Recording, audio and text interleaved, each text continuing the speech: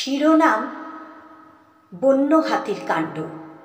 কলমে মোহাম্মদ সাব্বির হোসেন টুটুল, পাঠে আমি অনুশীলা ব্যানার্জি। ফিঙে, প্রজাপতি, ঘাস ফড়িং, মৌমাছি, টুনটুনি, চড়ুই, ময়না, টিয়া, বাবুই, তারা পুষ্পকাননে সবাই মিলে ফুলের সাথে খেলা করতেছিল। আর কিছুক্ষণ সময় বাকি তারা গন্তব্যে ফিরে যাবে। হঠাৎ এক বন্য পাগলা হাতি কাননে ঢুকে সব ছিন্ন বিচ্ছিন্ন করে দিল। তাদের আর বাড়ি যাওয়া হলো না, চলে গেল আকাশে তারার দেশে। কি জানি কোন আহমক সেই বন্য হাতিটিকে ঢুকতে দিয়েছিল কাননে।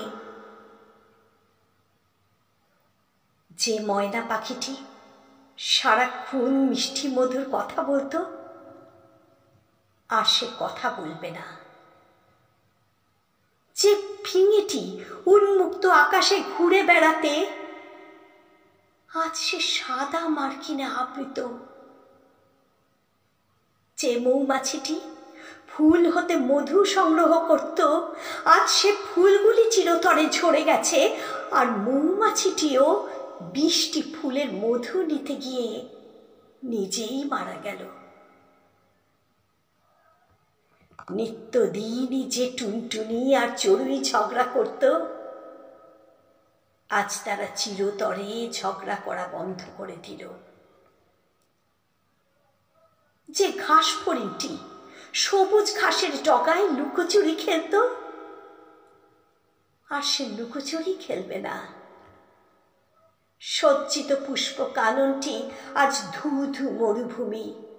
চারিদিকে আর্তনাদ, বিভীষিকা, আত্মচিৎকার, আতঙ্ক। হায় রে বন্য হাতি, কি করলি তুই?